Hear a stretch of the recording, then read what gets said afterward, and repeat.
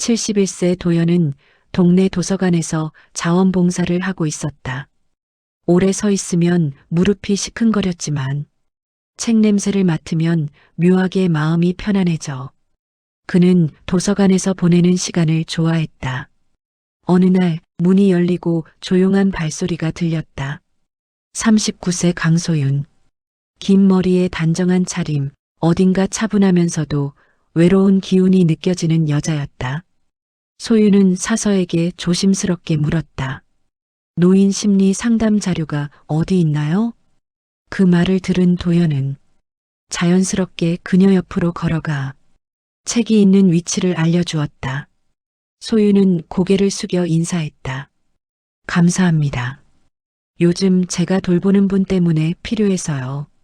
그녀가 말할 때 도연은 이상하게 눈길이 오래 머물렀다. 말투도 조용하고 사람을 편안하게 만드는 분위기가 있었다. 며칠 후 두 사람은 다시 마주쳤다. 이번에는 도연이 책을 떨어뜨리자 소윤이 급히 달려와 주워주었다.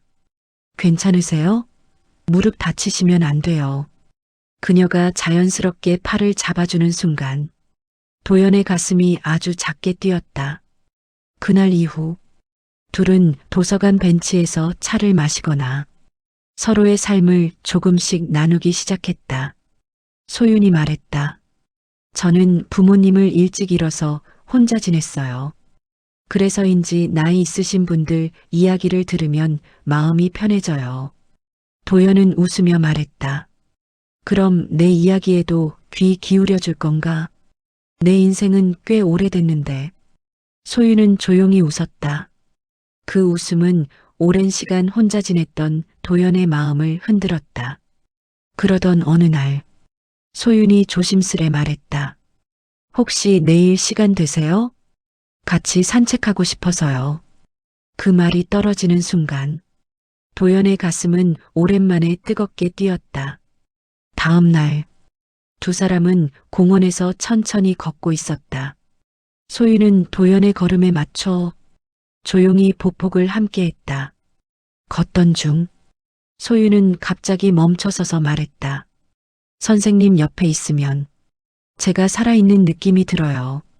도연은 그 말을 듣는 순간 세상이 잠시 멈춘 듯 했다. 하지만 그때 멀리서 분노한 목소리가 들렸다. 소윤 씨, 여기서 뭐 하는 겁니까? 소윤은 얼굴이 굳었다. 그 목소리의 주인공은 그녀의 오빠였다. 저분 우리 아버지보다 나이 많아 보이는데 이게 지금 말이 되냐? 잠시 뒤 소윤의 어머니까지 나타나 두 사람을 바라보며 말했다. 소윤아, 넌 지금 너를 사랑하는 사람이 아니라 너를 불행하게 만들 사람을 붙잡고 있다. 그 말은 도연의 가슴을 깊게 찔렀다. 공원에서 가족과 마주친 이후 소윤의 집안은 연일 살얼음판이었다. 저녁 식탁에 마주 앉은 순간 어머니는 단도직입적으로 말했다. 소윤아, 그분이랑은 끝내. 넌 아직 젊어. 너 인생 망치려고 그래? 소윤은 젓가락을 내려놓고 조용히 대답했다.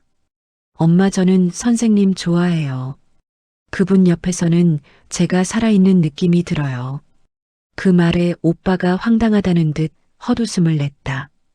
그분 나이가 몇인데? 아버지보다도 많은 사람을 좋아한다고? 세상이 웃는다. 소윤은 오빠를 똑바로 바라보았다. 오빠는 나한테 관심 없었잖아. 내가 혼자 지내는 동안 누가 내게 따뜻한 말 한마디라도 해줬어?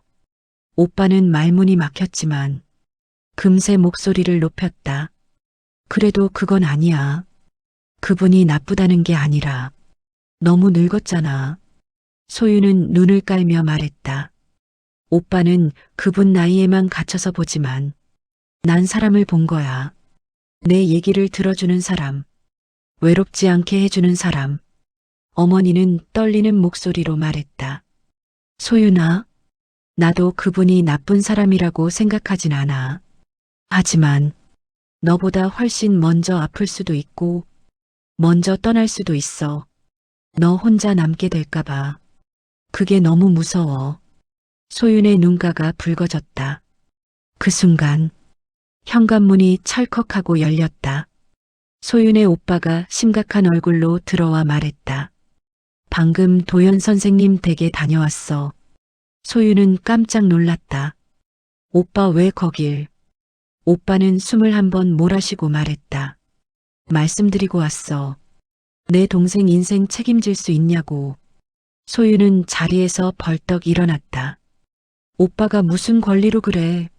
내 삶은 내가 선택하는 거야. 어머니는 손으로 얼굴을 가리며 흔들렸다. 집안 전체가 무너져 내리는 분위기였다. 그날 밤 소윤은 도연에게 전화를 걸었다. 하지만 연결음만 길게 울릴 뿐 끝내 받지 않았다. 그 침묵은 이제 시작될 더 큰 파도를 예고하고 있었다. 그날 밤 도연은 방안을 조용히 거닐며 소윤 오빠가 했던 말들을 되뇌고 있었다. 제 동생 인생 책임질 수 있으십니까? 그 말은 늙어가는 도연의 마음 가장 깊은 곳을 찔렀다. 그는 서랍을 열어 소윤에게 보내지 못했던 편지를 꺼냈다. 수없이 접었다 폈다 했던 흔적이 고스란히 남아 있었다. 당신을 만나고 나는 내 마음이 아직 살아있음을 알았습니다. 도연은 편지를 쥔 채 천천히 고개를 숙였다. 하지만 내가 이 젊은 사람의 인생에 걸림돌이 되는 건 아닐까? 그때 문 밖에서 낯선 인기척이 들렸다. 초인종은 울리지 않았다. 누군가 문 앞에 조용히 서 있기만 한 것 같았다.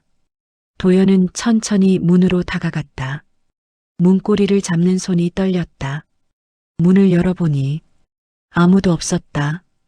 대신 문틈 아래에 작은 흰색 봉투가 놓여 있었다. 도연은 그 봉투를 집어들었다.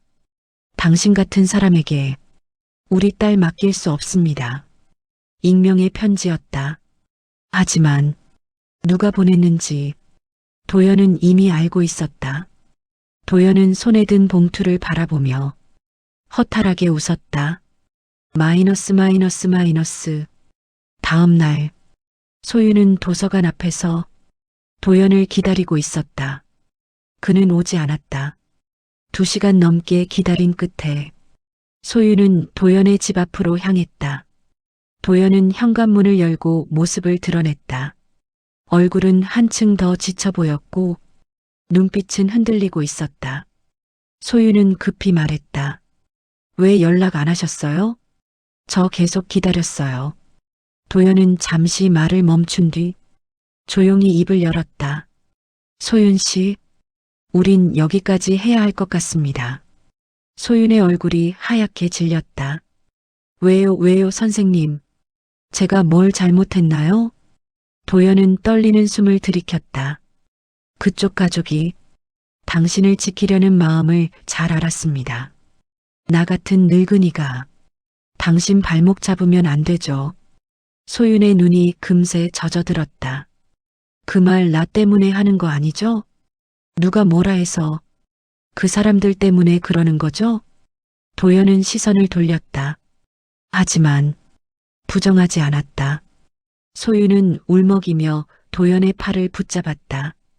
저를 왜 안 믿어요? 왜 제 감정을 무시하세요? 저는 선생님 좋아해요. 진심으로요. 도연의 표정이 크게 흔들렸다. 이 젊은 여자가 나를 이렇게까지 붙잡아 주다니. 하지만 바로 그때 골목 끝에서 소윤의 오빠가 나타났다. 오빠는 두 사람 사이로 걸어와 말했다. 이제 그만하시죠. 동생 괴롭히지 마세요. 소윤은 소리쳤다. 오빠, 제발 껴들지 마. 내 인생이야.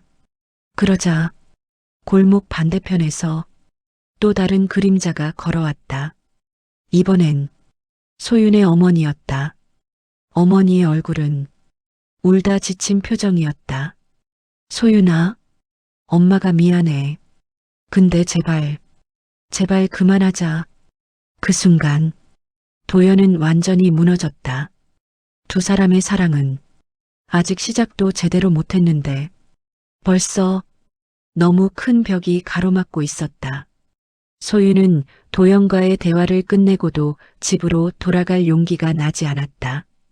그는 눈을 피했고 말도 흐렸고 결국 상처만 남은 채 헤어졌다. 밤 공기는 차가웠지만 소윤의 마음은 그보다 더 얼어붙어 있었다. 집 앞에 도착하자 어머니가 거실에서 불을 켜놓고 기다리고 있었다. 표정은 걱정과 피로 그리고 죄책감이 뒤섞여 있었다. 소윤아 어디 갔다 왔니? 소윤은 신발을 벗으며 말했다. 그냥 산책 좀 했어요. 어머니는 더 가까이 다가왔다. 도연 선생님 만나고 온 거지? 소윤은 대답하지 않았다. 그 침묵이 모든 걸 말해주고 있었다. 어머니는 조용히 딸의 손등을 잡았다. 미안하다. 엄마가 너무 몰아붙였지. 근데 너는 내 딸이야. 내가 너를 지켜야 해. 소윤의 눈이 흔들렸다. 저 그냥 누군가와 함께 웃고 함께 살고 싶었어요. 어머니는 그 말에 순간 말을 잃었다. 마이너스 마이너스 마이너스. 그 시각 도연은 혼자 탁자에 엎드리다시피 앉아 편지를 쥔 손을 떨고 있었다. 누가 보낸 건지 모를 익명의 봉투, 우리 딸에게서 떨어지시오. 그 편지가 도연의 가슴을 납작하게 짓눌렀다. 내가 정말 그 아이 인생의 짐이 되는 걸까? 그때 전화가 울렸다. 수화기엔 낮고 굳은 목소리가 들렸다. 도연 씨 맞습니까? 최근에 이상한 사람들 주변에 보이지 않았습니까? 어르신 대상으로 접근하는 사기 조직이 활동 중입니다. 도연은 순간 멍해졌다. 저 그런 건 상대는 말을 끊었다. 누군가 최근에 선생님을 감시하거나 집 앞에 환한 얼굴로 찾아온 적 있습니까? 도연은 소윤 오빠를 떠올렸다. 그리고 어딘가 낯선 그림자들도 떠올랐다. 당장 문단속 잘하시고 조심하십시오. 전화를 끊고 나니 도연의 등골이 서늘하게 식어갔다. 마이너스 마이너스 마이너스. 다음 날 소윤은 도서관으로 향했다. 혹시 도연이 나올까? 아니면 마음을 정리하고 돌아섰을까? 입구에서 문을 열자 책 정리하는 도연이 보였다. 그는 소윤을 보자 눈을 크게 뜨며 당황한 듯 멈춰섰다. 소윤은 다가가 속삭였다. 선생님, 도망치지 말아요. 전 여기 있어요. 도연은 조용히 입술을 깨물었다. 내가 그럴 자격이 있을까? 소윤은 고개를 저으며 말했다. 있어요. 저는 선생님과 함께 있고 싶어요. 그 말에 도연의 마음이 다시 크게 흔들렸다. 하지만 서가사의 뒤편에서 누군가 두 사람을 지켜보고 있었다. 낯선 남자의 시선, 도연의 얼굴을 오래 응시한 뒤 소윤의 얼굴도 천천히 훑고 갔다. 그는 휴대폰을 들어 어딘가에 사진을 찍고 있었다. 두 사람을 누군가 감시하고 있다. 그러나 그 사실을 아직 아무도 모른 채 두 사람은 연약한 마음을 붙잡고 있었다. 도서관에서 누군가 자신들을 지켜보았다는 소윤의 불안감은 집으로 돌아가는 길까지 계속 이어졌다. 그 시선은 분명 도연을 겨냥한 것 같았고 그게 더 두려웠다. 며칠 뒤 도연의 집 앞에는 정장을 입은 남자가 서 있었다. 도연은 천천히 문을 열었다. 도연 선생님 맞으시죠? 남자의 말투는 예의 바르지만 눈빛은 차갑게 번뜩였다. 무슨 일이십니까? 남자는 미소를 살짝 지었다. 어르신을 도와드리려고 왔습니다. 최근에 위험한 사람들이 많아서요. 도연은 이상한 느낌을 지울 수 없었다. 전 도움 필요 없는데요. 문을 닫으려는 순간 남자가 발로 문을 막았다. 그러다 큰일 납니다. 저희는 선생님 가족분 부탁으로 온 거니까요. 가족분이라는 말에 도연의 눈빛이 흔들렸다. 소윤이 어머니입니까? 남자는 대답하지 않았다. 그 미소는 이미 충분한 답을 말하고 있었다. 마이너스 마이너스 마이너스. 그 시각 소윤은 집에서 편지를 발견했다. 현관 아래에 누군가 넣어놓은 작고 구겨진 종이였다. 도연과의 관계 즉시 중단하라. 계속 만나면 당신에게도 위험이 간다. 익명. 하지만 분명 누군가 둘을 감시하고 있었다. 종이를 손에 쥔 소윤은 숨이 가빠졌다. 그때 갑자기 어머니가 방문을 열고 들어왔다. 무슨 일 있어? 얼굴이 왜 그래?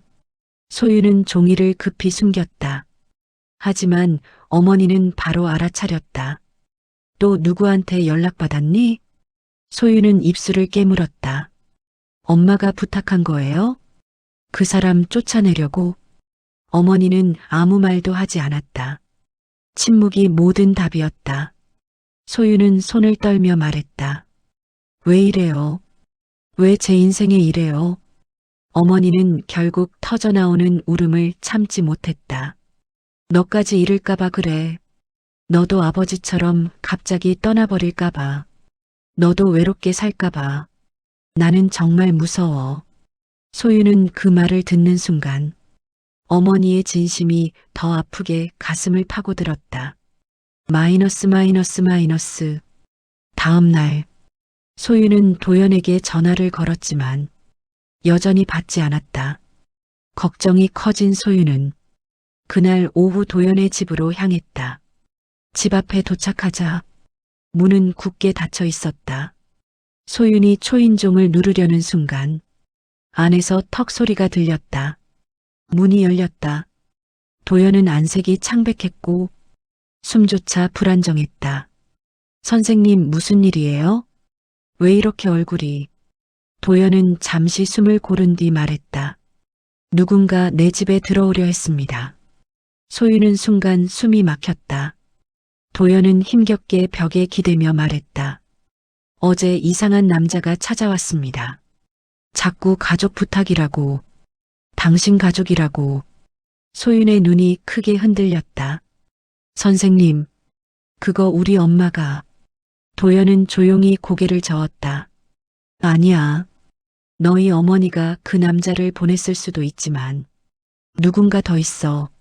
소윤은 충격에 굳어버렸다. 더 있다고요? 도연은 낮은 목소리로 말했다. 나를 감시하고 우릴 떼어놓으려는 사람. 너희 가족이 아닌 다른 누군가. 그 순간 창문 밖 그림자 하나가 살짝 스쳐 지나갔다. 둘은 그 사실을 아직 보지 못했다. 도연과 소윤은 창문 너머의 남자를 한동안 바라보기만 했다. 그 남자는 서두르지 않았고 도망가는 기색도 없었다. 마치 자신이 이 상황을 즐기는 듯한 표정으로 천천히 뒤돌아 골목 모퉁이로 사라졌다. 소윤은 숨을 크게 몰아쉬며 말했다. 선생님, 저 사람 분명 선생님을 알고 있어요. 도연은 입술을 떨며 고개를 끄덕였다. 맞아. 나를 알고 있어. 나도 그 얼굴을 기억해. 소윤은 놀라 도연을 바라봤다. 알고 계신 사람이에요? 도연은 손을 떨며 소파에 앉았다. 30년 전 내 인생을 망치려 했던 사람이야. 그날 이후 사라졌다고 들었는데. 소윤은 조용히 그의 옆에 앉아 손을 잡았다. 선생님, 그럼 더더욱 혼자 두면 안 돼요. 지금 이런 위협을 받는데. 도연은 고개를 숙였다. 이런 상황에 내가 널 끌어들이는 게 맞나? 소윤은 단호하게 말했다. 제가 원해서 여기 있는 거예요. 선생님 때문이 아니라 제가 선생님을 선택한 거예요. 그 말에 도연의 눈가가 다시 흔들렸다. 마이너스 마이너스 마이너스. 그때 도연의 휴대폰이 울렸다. 번호는 표시되지 않은 비공개. 도연이 망설이다가 전화를 받았다. 여보세요? 거친 숨소리가 잠시 들리더니 낯선 남자의 목소리가 낮게 흘러나왔다. 아직도 살아있었구만. 도연은 몸이 굳었다. 너 누구냐? 남자는 비웃으며 말했다. 이제 기억나나? 내가 날 신고하던 그날. 그때부터 난 너를 기다렸지. 소유는 옆에서 도연의 반응을 보며 긴장으로 손을 꽉 움켜쥐었다. 도연은 목소리를 낮게 눌렀다. 그 일은 끝난 줄 알았다. 남자는 말끝을 끊으며 웃었다. 끝? 아직 시작도 안 했어. 뚝. 전화를 끊는 소리와 함께 도연의 손이 덜덜 떨렸다. 소유는 그의 어깨를 잡고 말했다. 선생님, 이제 경찰에 신고해요. 이건 정상적인 위협이 아니에요. 도연은 천천히 고개를 흔들었다. 안 돼. 경찰에 알려지면 너희 가족이 더 위험해질 수 있어. 소유는 목소리를 높였다. 그럼 어떻게 하려고요? 저 사람은 분명 선생님을. 그 순간 창문 밖에서 어두운 그림자가 스쳐갔다. 이번에는 아까 그 지켜보던 남자가 아니라 또 다른 사람처럼 보였다. 소유는 뛰어나갈 듯 일어섰다. 또 있어요. 선생님, 이건 한 사람 문제가 아니에요. 도연은 떨리는 목소리로 말했다. 맞아. 그놈 혼자가 아니야. 나를 노리던 사람들이 여러 명이었어. 소유는 숨을 삼켰다. 그럼 선생님, 진짜 위험한 거예요. 도연은 고개를 끄덕이며 말했다. 이제 그 사람들이 돌아온 거야. 그 말이 떨어지는 순간 현관문이 천천히 아무도 손대지 않았는데 스스로 열리기 시작했다. 기익. 소유는 비명을 삼켰고 도연은 본능적으로 그녀를 뒤로 감쌌다. 현관 앞에는 아무도 서 있지 않았다. 대신 다시 하나의 흰 봉투가 놓여 있었다. 거기엔 붉은 글씨로 이렇게 쓰여 있었다. 둘 중 하나만 살아남는다. 소유는 무릎이 풀려 주저앉았고 도연은 손가락 하나 떨면서 그 봉투를 집어들었다. 이제 그들의 사랑은 가족의 반대가 아닌 생명을 위협하는 그림자와 싸워야 했다. 도연의 집 문 앞에서 발견된 붉은 글씨의 봉투. 그 글씨 하나가 두 사람의 심장을 차갑게 움켜쥔 듯 조여왔다. 소유는 손으로 입을 막으며 말했다. 선생님, 이제 진짜 위험해요. 이건 장난이 아니에요. 도연은 봉투를 쥔 채 천천히 소윤의 어깨를 감쌌다. 미안하다. 내 과거 때문에 너까지 휘말리게 해서. 소윤은 고개를 세게 저었다. 아니에요. 저는 선생님 선택했어요. 그러니까 이제 혼자 두지 마요. 그 말에 도연의 눈가가 젖었다. 그녀의 진심이 이 늙은 남자의 심장을 다시 뛰게 했다. 마이너스 마이너스 마이너스. 그때 초인종이 울렸다. 두 사람은 동시에 몸을 움찔했다. 도연이 가까스로 용기를 내며 현관 카메라 화면을 확인했다. 화면에는 중년 여자가 서 있었다. 소유는 놀라며 말했다. 엄마. 어머니는 급하게 들어와 양쪽을 둘러보며 소리쳤다. 둘 다 빨리 짐 챙겨. 지금 이 집에 있어선 안 돼. 소유는 당황했다. 엄마, 무슨 일이에요? 어떻게 여기까지? 어머니는 숨을 몰아쉬며 말했다. 방금 누군가 우리 집에 찾아왔어. 소윤이 내 사진 들고 이 사람 어디 있냐고 묻고 갔어. 소윤의 얼굴이 하얗게 질렸다. 엄마, 혹시 얼굴 봤어요? 어머니는 떨리는 목소리로 끄덕였다. 기억나. 그 사람 눈이 너무 무서웠어. 사람 눈이 아니었어. 도연은 한 손으로 의자를 붙잡으며 간신히 균형을 잡았다. 이제 더 이상 피해서는 안 되겠어. 소윤이 놀라서 도연을 바라보았다. 선생님, 무슨 말이에요? 도연은 깊은 숨을 들이쉬며 말했다. 그 사람은 나와 얽혔던 조직의 일원이야. 나 혼자만의 원한이 아니었어. 그 조직 전체가 나를 찾고 있었던 거야. 어머니는 경악하며 물었다. 조직? 그게 무슨 말이야? 도연은 눈을 감았다. 30년 전 사람들을 속여 돈을 가로채던 놈들을 내가 신고했어. 그놈들 대부분 잡혔지만 몇 명은 도망쳤지. 소유는 떨리는 목소리로 말했다. 그래서 지금까지 선생님을. 도연은 고개를 끄덕였다. 복수하려고 찾고 있는 거야. 그리고 너희 가족까지 노리기 시작했어. 어머니는 손으로 소윤을 끌어안았다. 소윤아, 우리 정말 위험해. 마이너스 마이너스 마이너스. 그 순간 창문 밖에서 턱 하는 소리가 들렸다.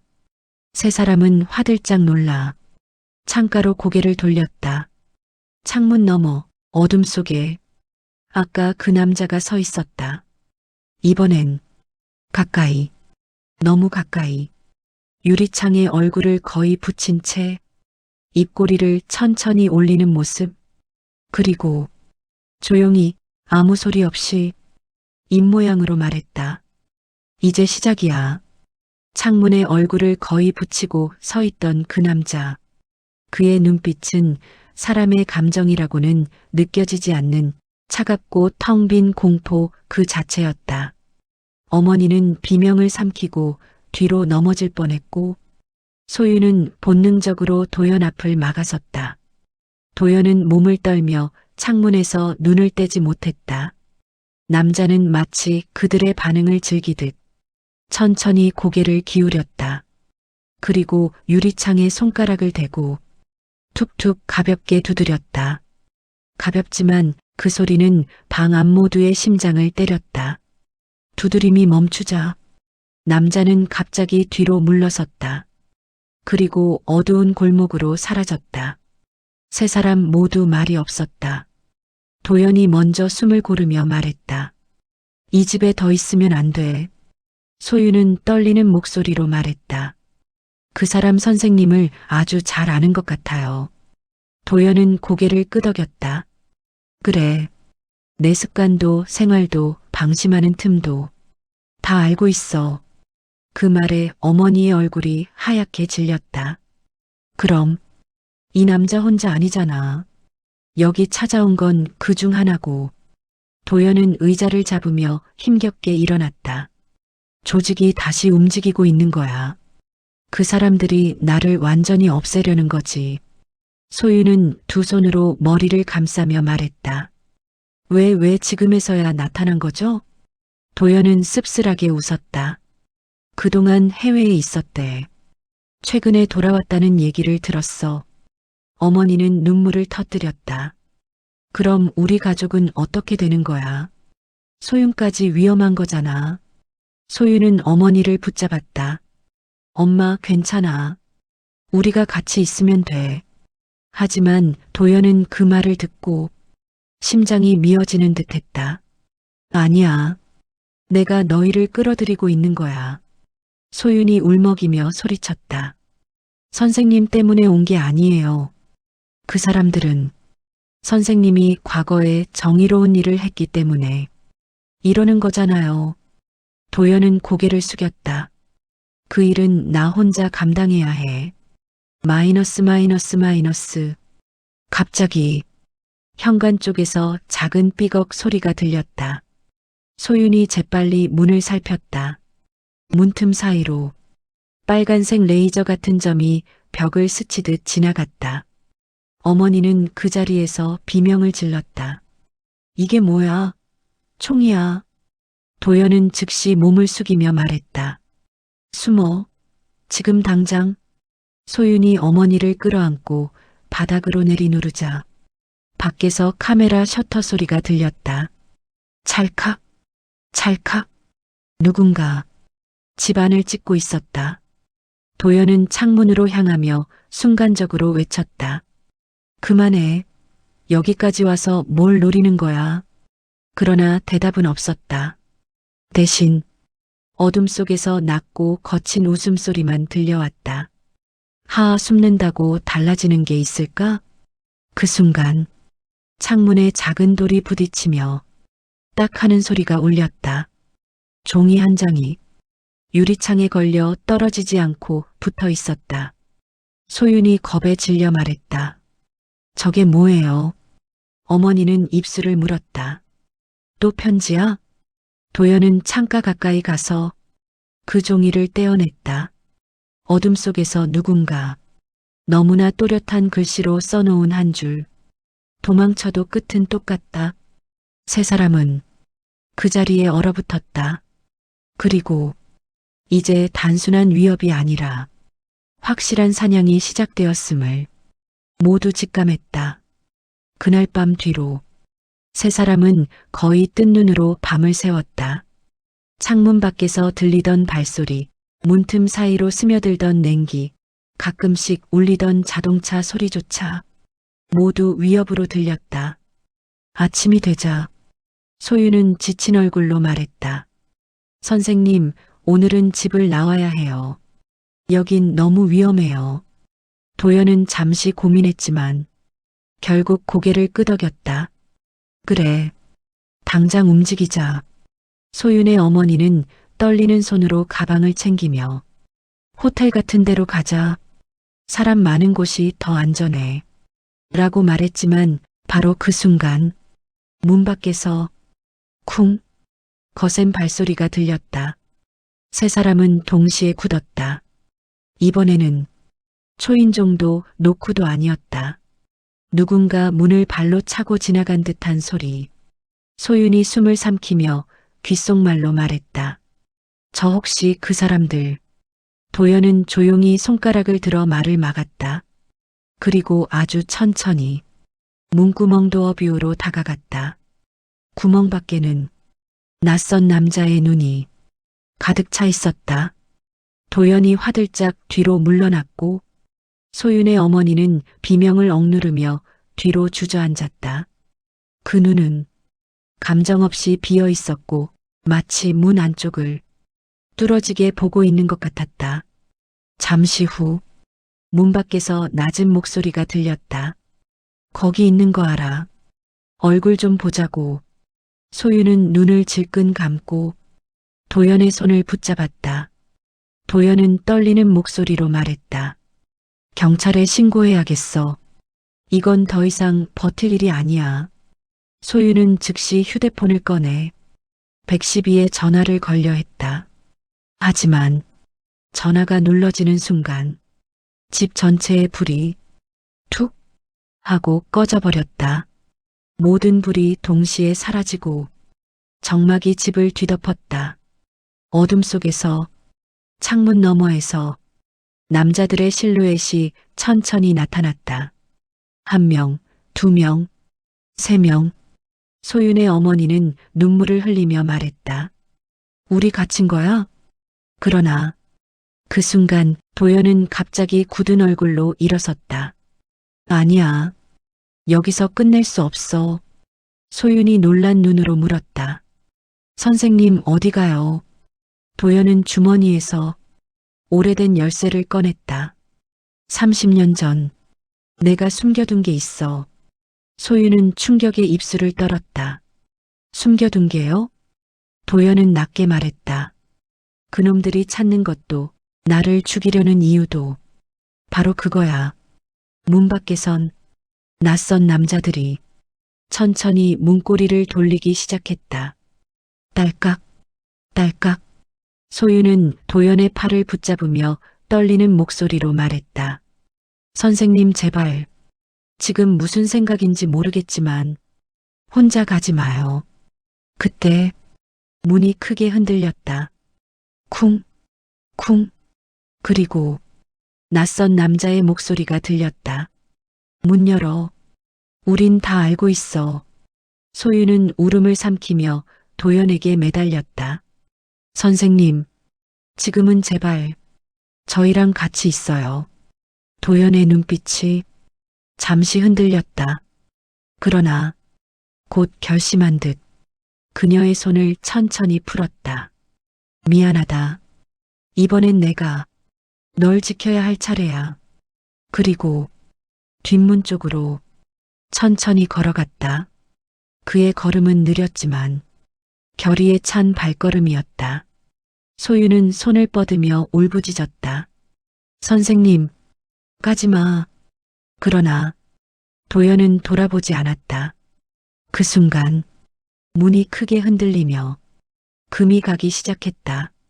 이제 정면 충돌이 눈앞에 다가오고 있었다. 도연이 뒷문 쪽으로 걸어가자 소유는 거의 비명을 지르며 그의 손목을 붙잡았다. 선생님, 제발 그러지 마요. 지금 나가면 무슨 일 당할지 몰라요. 어머니도 울먹이며 도연의 팔을 붙들었다. 제발 가지 마세요. 우리가 같이 방법을 찾아봐요. 하지만 도연의 눈빛은 이미 결의를 굳힌 사람의 눈이었다. 이건 내 과거에서 비롯된 일이다. 나 때문에 너희가 위험해졌어. 그러니 내가 끝내야 해. 소유는 머리를 젖히며 울부짖었다. 그게 왜 선생님만의 일이에요? 우린 이제 같이 엮인 사람들이에요. 함께 움직여야죠. 도연은 그 말에 잠시 움직임을 멈췄다. 그러나 문이 다시 쿵 하고 크게 흔들렸다. 손잡이가 돌아가고 문이 금이 가면서 나무 조각이 떨어졌다. 낯선 남자의 목소리가 울렸다. 도연, 열어. 그 열쇠만 내놓으면 끝난다. 소유는 충격에 고개를 돌렸다. 열쇠? 그게 도대체 뭐예요? 도연은 숨을 크게 들이쉬고 말했다. 30년 전 그 조직이 빼돌린 돈과 자료를 내가 신고하면서 어디에 있는지 마지막 정보를 알고 있었어. 그걸 찾지 못해. 그놈들은 지금까지 나를 추적한 거야. 소유는 충격으로 말을 잃었다. 그럼 그 사람들이 원하는 건 선생님이 아니라 그것. 도연은 고개를 끄덕였다. 그래, 그 열쇠가 있어야 그들이 숨겨둔 금고를 열 수 있어. 어머니는 절망스레 말했다. 그럼 그 금고 때문에 지금까지 죽일 듯이 쫓아온 거야? 도연은 차분하게 대답했다. 돈 때문만은 아니야. 그 금고엔 그놈들을 모두 감방에 보낼 결정적 증거가 들어있다. 문이 다시 거세게 흔들렸다. 쿵, 쿵, 쿵. 여기저기서 창문 두드리는 소리가 함께 울렸다. 도연, 지금 당장 열어. 소유는 눈물을 닦으며 말했다. 선생님, 혼자 가면 안 돼요. 우리가 같이 가요. 저도 엄마도 더 이상 도망만 치지 않을래요. 도연은 흔들리는 눈으로 두 사람을 바라보았다. 그 순간 문이 쾅 하고 크게 찢어지며 손 하나가 문틈 사이로 들어왔다. 어머니가 비명을 질렀다. 도망쳐. 도연은 갑자기 소윤의 손을 잡았다. 좋아. 그럼 같이 가자. 같이 끝내자. 뒷문을 열고 세 사람은 급히 골목 뒤편으로 뛰어나갔다. 그 뒤로 남자들의 여러 발자국 소리가 지독하게 뒤를 쫓아왔다. 세 사람은 뒤도 돌아보지 않고 골목을 가로질러 뛰었다. 환한 낮이었지만 도연이 사는 동네는 오래된 주택가라. 구석구석 어둠이 남아있어 도망치기엔 제격이기도 숨기엔 위험하기도 한 장소였다. 소유는 숨을 몰아쉬며 말했다. 선생님, 이제 어디로 가요? 도연은 손에 쥔 열쇠를 꽉 쥐고 말했다.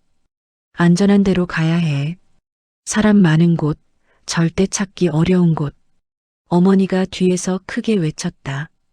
택시를 잡아야 해. 세 사람은 큰 길로 나가 손을 흔들어 택시를 세웠다. 뒤에서는 남자들의 발소리가 점점 더 가까워졌다. 선생님, 빨리.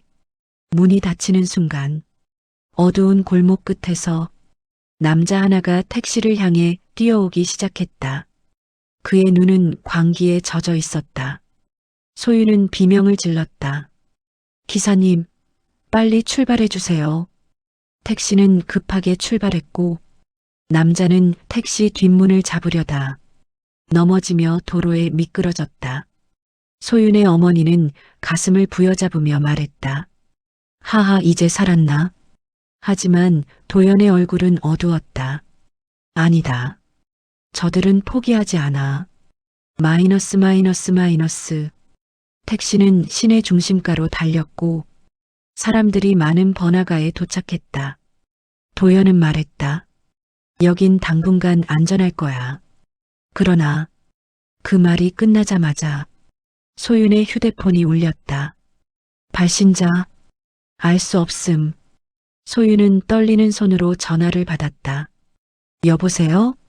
낮고 비웃는 남자 목소리가 들렸다. 도망가기 참 빠르네. 하지만 우리가 모를 것 같아? 소윤은 온몸이 굳었다. 당신 대체 뭐가 목적이에요? 남자는 차갑게 말했다. 도현, 그 늙은이가 가진 열쇠. 그것만 내놓으면 너희는 살 수 있어. 소윤은 분노하며 말했다. 그걸 왜 우리에게 피해줘요? 왜 우리 가족까지? 남자는 말을 끊었다. 시끄러워. 우린 이미 너희를 발견했다. 뚝. 전화가 끊겼다.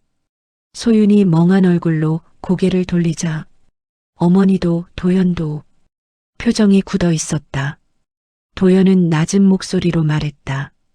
우리가 도망친 방향을 누군가 잽싸게 찍어보낸 거야. 소윤은 주위를 둘러보며 사람들 속에서 낯선 남자들의 그림자를 찾았다. 그러나 사람들은 너무 많았고 얼굴을 알아볼 수도 없었다. 그때 도연이 말했다. 소윤 씨, 지금부터 중요한 얘기를 해야 해. 소윤은 눈물을 머금고 고개를 들었다. 이 열쇠는 그냥 금고 열쇠가 아니야. 그 안에는 그 조직이 저지른 모든 범죄 기록이 있어. 돈, 인물, 연결된 정치인까지. 소윤은 숨을 삼켰다. 그럼 그걸 열면 그 사람들 완전히 잡을 수 있는 거예요? 도연은 고개를 끄덕였다. 그래서 날 죽이려는 거야. 그리고 너희까지 위험해진 거야. 어머니는 주저앉으며 말했다. 도대체 이 열쇠가 뭐길래? 도연은 조용히 답했다. 한국 어디에도 없는 단 하나 남은 증거. 소윤은 눈가를 닫고 도연의 손을 꽉 쥐었다. 그럼 우리가 지켜야죠. 도망만 치지 말고 싸워요. 끝까지 같이 가요. 도연은 그녀를 바라보며 말문이 막혔다. 이 젊은 여자가 날 지키겠다고 말하다니. 그러나 그 순간 어둠 속에서 누군가 둘을 향해 휴대폰을 들고 찍고 있는 모습이 보였다. 남자는 사람들이 많은 가운데서도 눈 하나 깜짝하지 않고 카메라를 향한 채 미소를 짓고 있었다. 도연은 얼굴이 굳었다. 찾아왔다. 번화가 한복판. 사람들 틈에 숨어 사진을 찍던 그 남자는 마치 도연과 소윤을 오래전부터 알고 있었던 듯 여유로운 표정으로 사라졌다. 도연은 숨을 고르며 말했다. 이 근처에 오래 머물면 안 된다. 도망치는 게 아니라 우리가 먼저 움직여야 해. 소윤은 단호하게 고개를 끄덕였다. 선생님, 이제 숨지 말아요. 우리가 주도권을 가져야 해요. 어머니는 두 사람 사이를 보며 떨리는 목소리로 물었다. 그래서 이제 어디로 갈 건데? 도연은 잠시 주변을 둘러본 뒤 말을 꺼냈다. 그 금고가 있는 곳으로 가야 해. 소윤과 어머니는 동시에 놀란 눈으로 도연을 바라봤다. 소윤이 물었다. 그러면 그 사람들보다 먼저 찾아서 증거를 확보하자는 거예요? 도연은 천천히 고개를 끄덕였다. 그래야만 끝낼 수 있어. 어머니는 손을 떨며 물었다. 그 금고 도대체 어디에 있는 거예요? 도연은 깊은 숨을 들이쉬고 말했다. 아무도 모르게 숨겨둔 폐건물 창고. 30년 동안 아무도 찾지 못한 곳이지. 소윤의 눈이 커졌다. 그럼 그 사람들이 금고를 찾는 순간 우리는 끝이라는 얘기잖아요. 도현, 그래서 우리가 먼저 가야 해. 그 안에 있는 자료만 확보하면 경찰도 세상도 그놈들을 다 잡을 수 있어. 그때 바람처럼 빠르게 지나가는 그림자 하나가 세 사람 뒤를 스쳐 지나갔다. 소유는 본능적으로 돌아봤다.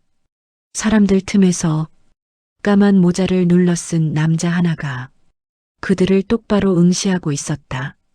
그리고 그 남자는 휴대폰을 높이 들며 천천히 엄지손가락을 아래로 내렸다. 처형의 신호처럼. 어머니, 저 사람 우리 보고 있어. 도연은 즉시 세 사람을 밀며 말했다. 지하철역으로 가자. 지금 당장. 소유는 도연의 팔을 잡으며 물었다. 선생님, 그 금고 우리가 찾아낼 수 있을까요? 도연은 짧게 대답했다. 찾아야 해. 살고 싶으면. 세 사람은 복잡한 인파 속으로 뛰어들었고 그 뒤에서 검은 모자를 쓴 남자가 천천히 뒤따르기 시작했다. 이제 도망이 아니라 추적과 역추적의 싸움이 시작되고 있었다. KTX 안은 조용했지만 세 사람의 심장은 한시도 편히 뛰지 못했다. 도연은 주변을 살피며 말했다. 열차 안에도 있을 수 있어. 그러니까 절대 흩어지지 마. 소유는 그의 손을 꼭 잡았다. 부산 가서 금고 열면 정말 모든 게 끝나는 거죠? 도연은 고개를 끄덕였다. 그래. 그 안에 있는 기록이 공개되면 저들은 다시는 세상 밖에 못 나올 거야. 어머니는 불안한 눈빛으로 열차 통로를 계속 살폈다. 마이너스 마이너스 마이너스. 열차가 중반쯤 달릴 때 갑자기 객차 문이 열리는 소리가 들렸다. 철컥. 뒤쪽에서 정장을 입은 낯선 중년 남자가 천천히 걸어오고 있었다. 소유는 숨을 삼켰다. 저 사람 처음 보는. 그 순간 남자는 도연 앞에 멈춰섰다. 그리고 작게 속삭였다. 선생님, 저 기억 안 나십니까? 도연의 눈빛이 흔들렸다. 너 진우? 남자는 천천히 고개를 끄덕였다. 30년 전 함께 일했었죠. 그러다 날 배신했잖습니까? 소유는 도연을 감싸며 외쳤다. 배신이 아니라 선생님은 정의로운 일을. 진우는 웃었다. 정의? 내 인생을 박살낸 걸 정의라고 부르나? 그는 천천히 주머니에서 작은 칼을 꺼냈다. 승객들이 술렁였다. 어머니가 소윤을 끌어안았다. 안 돼, 제발. 진우가 한 걸음 다가오는 순간 도연은 갑자기 소윤을 밀었다. 비켜. 그리고 진우 쪽으로 몸을 던졌다. 두 사람은 좌석 사이에서 강하게 부딪혔다. 칼이 바닥에 떨어지며 짤그랑 소리가 울렸다. 소윤은 울부짖었다. 선생님. 도연은 온몸으로 진우를 붙잡으며 외쳤다. 금고는 못 가져간다. 너희 죄는 반드시 드러날 거야. 진우는 악에 찬 표정으로 도연의 멱살을 잡았다.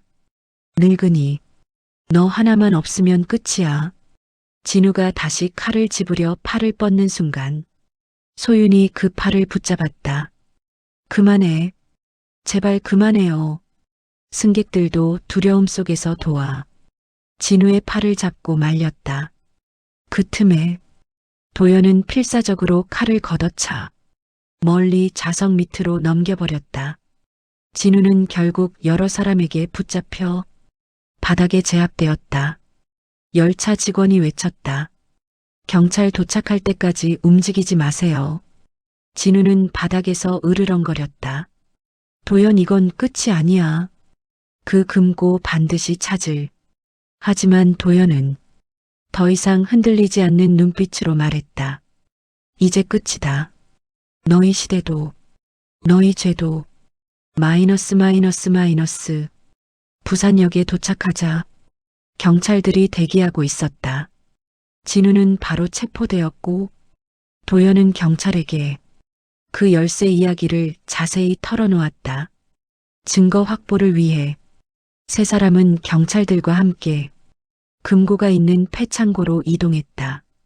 폐창고 안은 오래된 먼지와 녹슨 철제 냄새로 가득했다. 도연이 열쇠를 맞추자 오래된 금고 문이 뚜벅 소리를 내며 열렸다.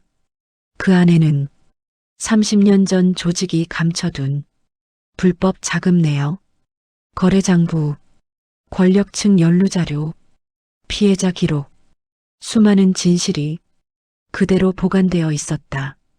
경찰은 경악했고 도연은 깊은 숨을 내쉬었다. 이제 정말 끝났구나. 소유는 그에게 다가가 조용히 손을 잡았다. 선생님, 정말 고생 많으셨어요.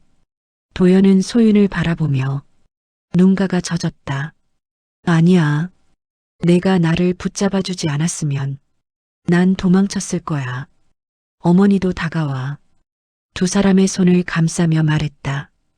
두 사람, 이제는 좀 행복해도 되지 않겠니? 소윤은 눈물 속에서 웃었고 도연도 조용히 고개를 끄덕였다. 마이너스 마이너스 마이너스.